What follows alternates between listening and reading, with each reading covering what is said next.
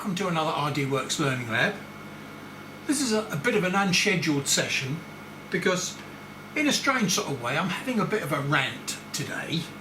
On this light blade machine we have got an autofocus system, and to be honest I've ripped it off and had it thrown to one side for best part of a year and a half. Although I gave a session on how to use it, I've never found a real use for it.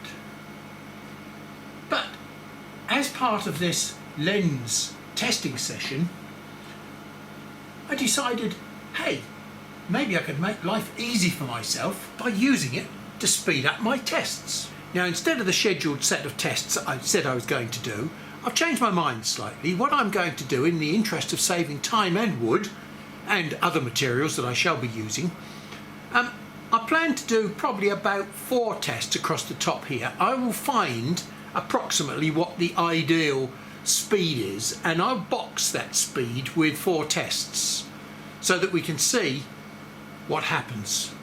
But at the same time I thought, I'll tell you what I'll do, I'll also test another 4 at exactly the same parameters, but this time with the focus set maybe 2 or 3 millimeters deeper into the material. Hey, this is a perfect situation where I could focus on the surface and then I could drive it down automatically 2 millimeters deeper or 3 millimeters deeper and do the second row of tests. Yeah, okay.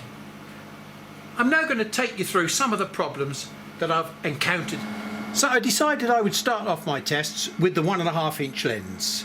And the 1.5 inch lens sits just in here, and the focal point is sitting out the front of the nozzle here, probably about 4 or 4.5 millimeters, so that I've got a very nice cutting nozzle with a very small orifice in to try and get some good clean cuts into this material. In other words, I'm trying to get the best possible conditions for cutting.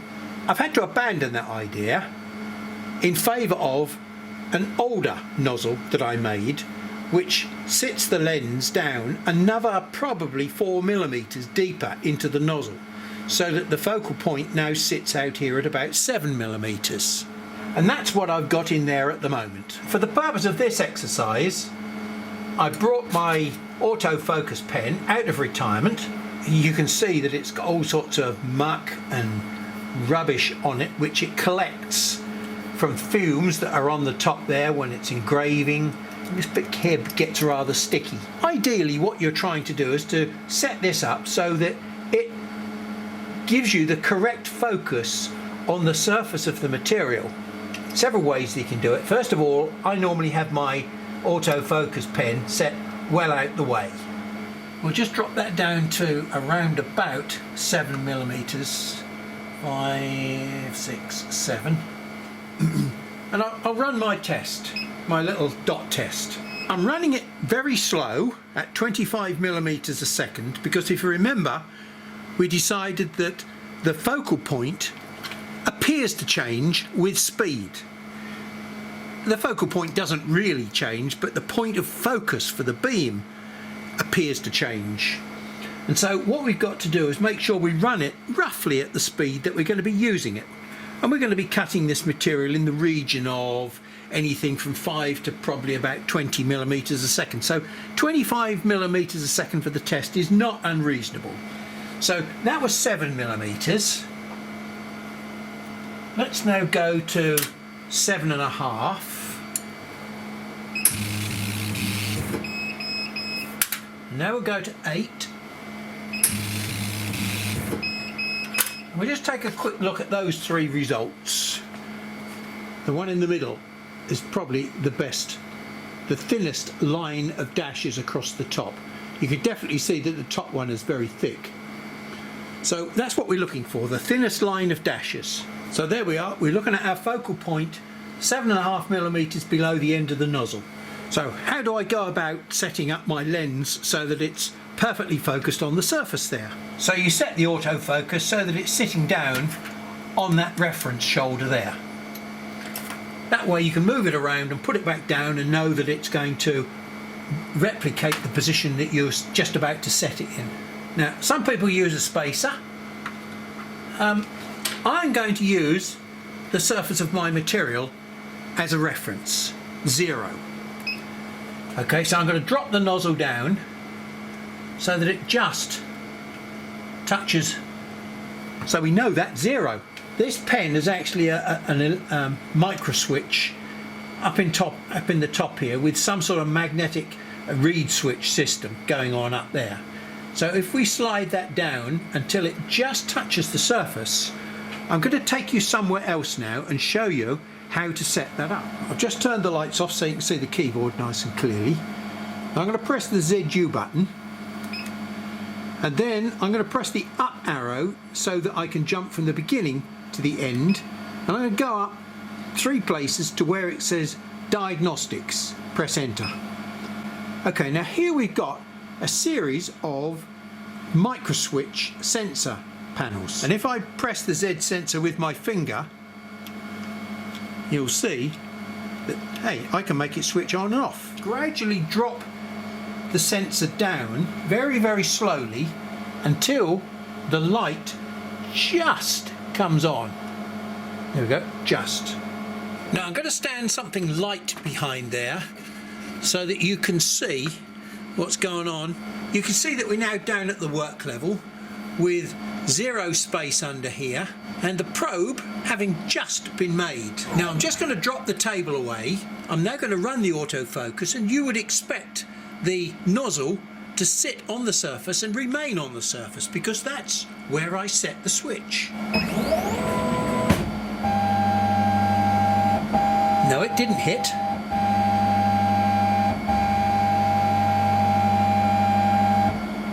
Okay, so what happened there, it came up, detected the switch point, so it then dropped away and detected the switch off point for the switch. Then it went back up and detected the switch on point again, and then it went slowly to detect the second switch off point. At that point, it said, yeah, I've got a temporary 0 here for my table. I know what height is. Remember, that was at the second switch point, not at the point where the nozzle was touching the work. And then after that you saw the table drop away again. Well, let me explain that. Now I've got my machine hooked up to the PC here, and here we are in the vendor setting page. Now if I go to Z, which is the axis that I'm playing with, what we shall find is that just here we've got it offset, and I've got it set to 3 millimeters. Now for the purpose of this demonstration, I'm going to read the data back into my PC here, and then I'm going to change this home offset to 0 so that I've got no offset at all in the head, and I'm going to write that back into the machine.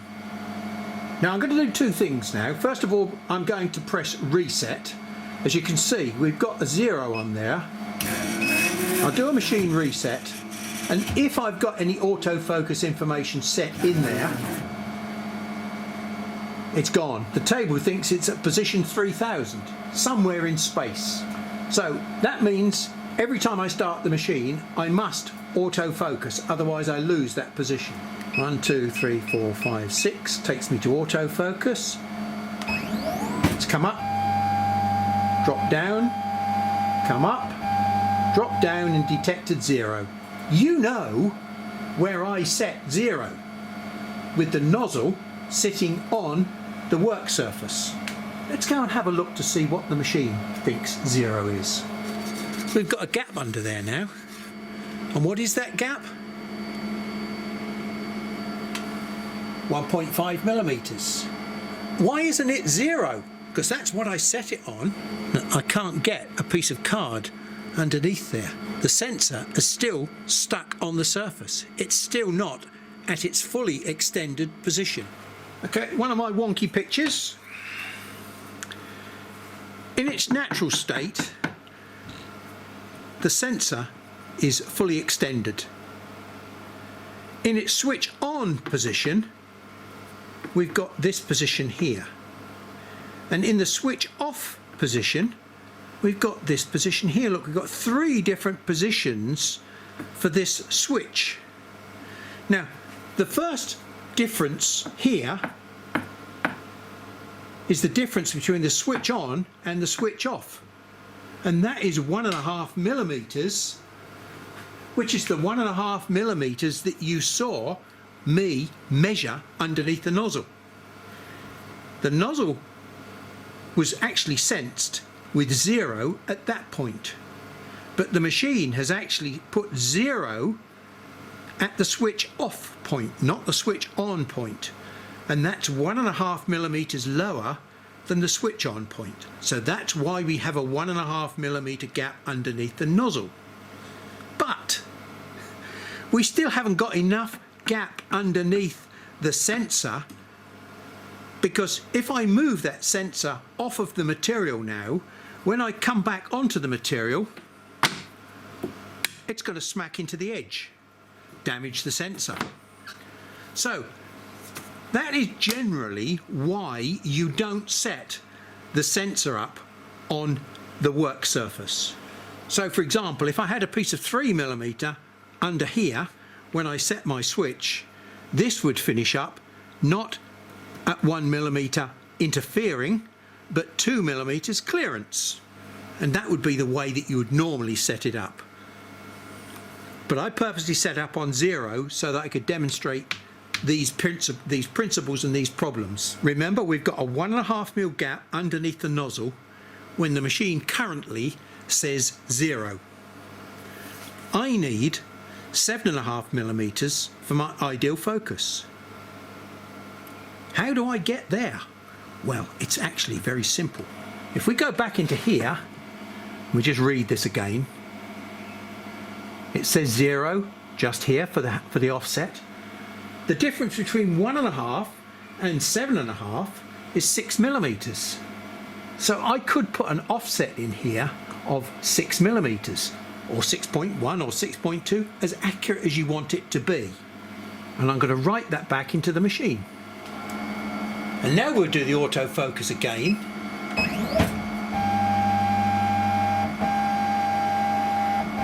The second one, and then it drops away by 6 millimeters. All right, so there we go. So there's my 7.5 millimeter perfect focus now. Okay, so that's all the faff that we have to do to get the focus right.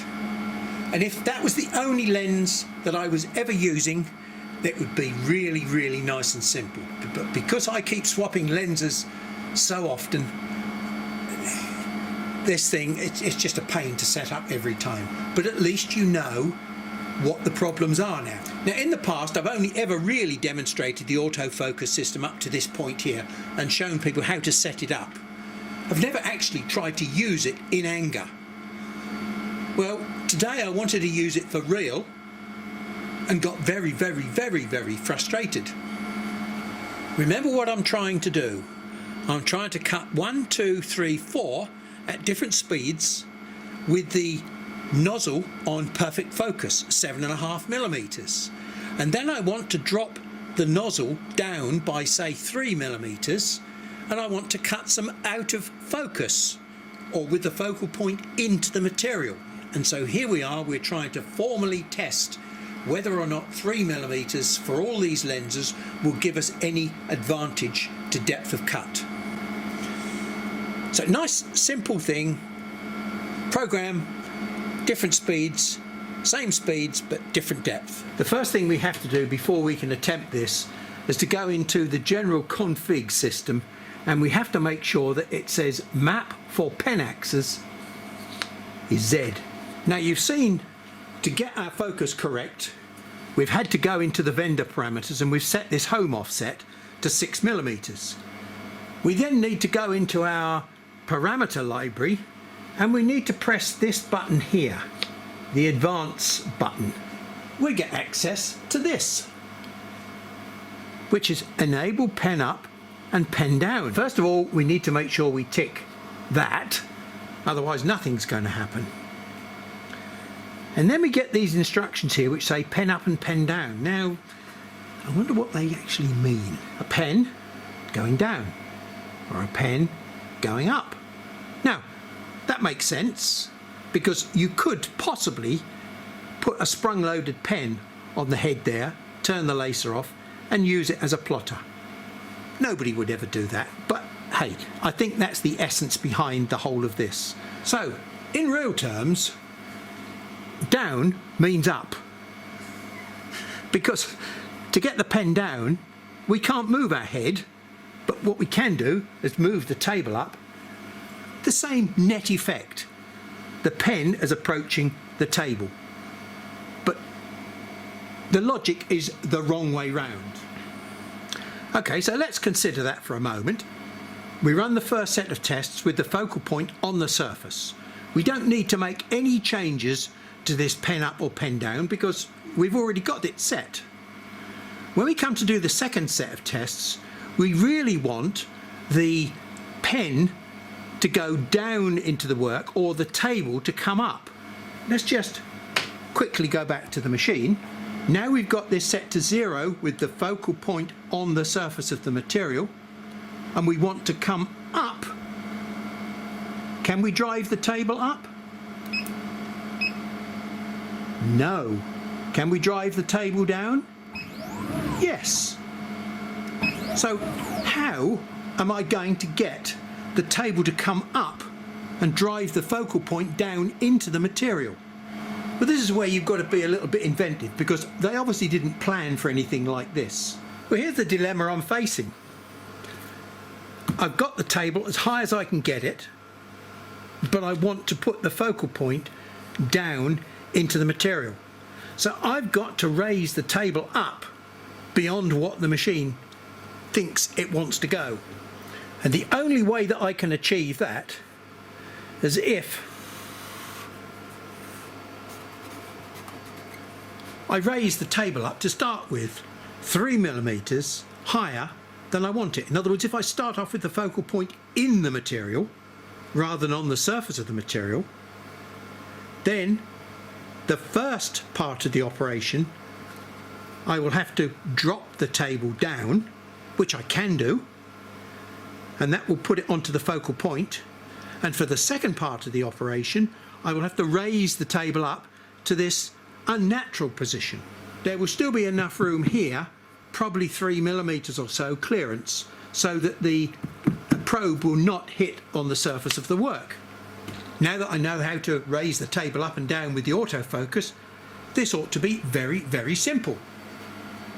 So they run 4, 6, 8, 10, 4, 6, 8, 10 millimeters a second, and they're all on maximum power. So we go to this red layer and we look at the parameters that are sitting in the advanced setting. Enable the pen up and down. Now remember the words. If you assume pen down, you'll get this wrong. Remember my words here, table up. We're trying to set the table high, i.e. we're trying to set the focal point lower than it should be. So that means that instead of my 7.5mm gap here, I need that gap to be 4.5mm. So my Z offset here is currently 6mm. I've got to reduce this to 3mm. So let's just write that back at 3mm, 3mm. Right. Now we'll run the autofocus.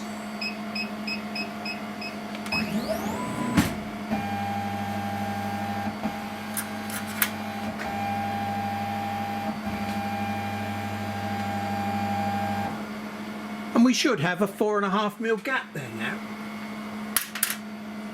So now the focal point is 3mm into the material. I hope you're following this. So what we've now done is set the table too high.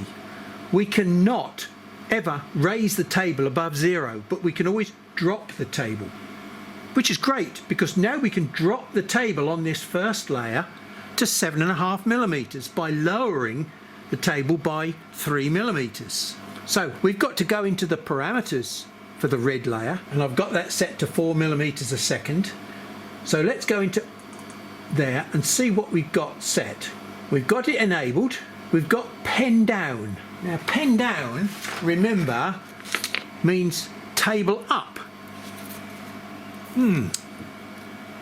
Here's where my grey cells really took a battering. Because as I've just explained to you, you can't have the pen going down, you can only have the table coming up. But the only system that works is if I specify pen down, i.e. table up. But no, I want the table to go down. So look, I've got to move the table from where it is at the moment down. The problem is there's not enough words in here and there's not enough explanation of what actually is going to happen. It took me quite a while to work out the stupid logic of this parameter page. It turns out that what we've got two commands on here, pen up and pen down. One of them takes place at the beginning of a cut cycle and the other one takes place at the end of a cut cycle. So once you have, for example, if I put 3 and 0 and tick them both, it would move from 0 to 3 for that line, back to 0 and then back to 3 for the outer cut. It would keep moving up and down for every single element. We don't need that. The implication of this is you want to move the table up or down by an amount. So if you put 3 in there, you think I want to move the table down 3 millimeters, or I want to move the table up by 3 millimeters. Wrong. That is what it should really say. At the beginning of a layer, we need to move the table to coordinate position, whatever it says there. And in this particular instance, bear in mind, I have set my table here.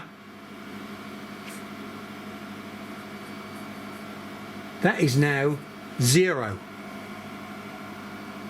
I can't move the table above 0, but I can move the table downwards. And as I move it downwards, this coordinate position becomes 3. So hence it says here, tick. At the beginning of the layer, I'm too high, drop it down to 3 millimeters, which happens to be the same as by 3 millimeters. But by 3 millimeters doesn't make any sense. To 3 millimeters becomes more logical. At the end of that layer, the yellow layer, don't do anything. So we carry on all the way through the green, orange and yellow layers at the low position. When we get to the blue layer, if we check what I've got set in there, it's got a tick again. It says pen down 0. At the beginning of this layer, move the table to coordinate position 0, with the focal point now buried 3 millimeters into the material. You'll note it hasn't got pen up. We need to go to green layer and there's nothing there. We've already moved up on the blue layer and we've left it up. So when we start the cycle again, the very first thing that's going to happen is the red layer is going to say move down. It's dead easy to do this positional control when you understand what they actually mean.